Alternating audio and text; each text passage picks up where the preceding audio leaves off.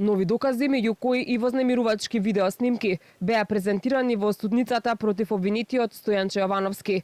На една од видеоснимките се гледа како тој и удира шлаканица на Ивана во близина на кривичниот суд, на само 2 часа пред трагедијата, во која загинаа Ивана и незината 6-годишна ќерка Катја. По инцидентот кај кривичниот суд, Ивана повикала полиција. Полициските службеници кои пристигнале таму разговарале со присутните и си заминале, што се гледа и на снимката.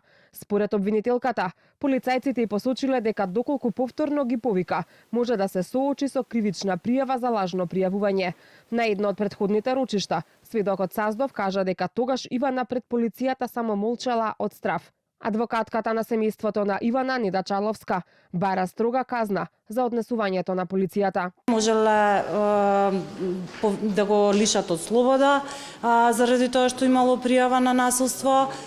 Исто така требале веднаш да исконтактираат со инспектори за семејно насилство и тие да исконтактираат со надлежен јавен обвинител. Меѓутоа ништо од тоа не е направено и затоа сакам да истакнам дека освен овој случај кој што нели очекуваме да биде во целост прифатено обвинението како што е и да има максимална казна, сепак очекуваме и разрешница за постапувањето од страна на полицијата и тогаш за нас, за овој конкретен случај, односно како оштетени, ќе биде целосно завршување на процесот и добивање на правдата.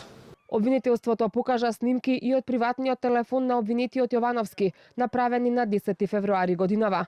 Стојанче ја снимал Ивана непосредно откако таа го пријавила на 112 за семејно насилство. На видеото се гледа како таа стои во ходникот од семејниот стан, плаче и се брани со рацете и го моли да не ја удира повеќе. Не ме удирај веќе, зошто ме удираш? Дрогата ти го исуши паметот, Стојанче, се утепа од дрогирање. Со дрога во гепек те фатија и глумиш дека не е твоја зашто не ти се оди во затвор. На друг видеозапис се гледа дека Ивана стои во ходникот пред вратата, видно вознемирена и расплакана, а Стојанче цело време ја снима и се смее. На снимката Ивана ја подкрива блузата и пак ја спушта и му вели: Сега викна полиција и чекај си ја, да им кажеш што имаш направено. Зошто ме истепа и ми викна полиција? По бубрези ме маваш зашто сам имаш кажано дека татко ти те мавал по бубрези кога бил полицаец, за да не се познава. А по скали што ме бутна во болница пред сведоци, што сакаше да ме убиеш и што те пријавив, колку пати ме имаш тепано? Во систем колку пријави има дека има семејно насилство од твоја страна? Кога обвинителката предложи да се запре видеото, бидејќи во продолжение се слушаат навреди, Стојанче реагираше и бараше да се гледа до крај. Дополнително, обвинителството презентираше и вешт наод од психијатар и психолог, според кој психичката состојба на Ивана била сериозно нарушена како директна последица на долготрајно семејно насилство.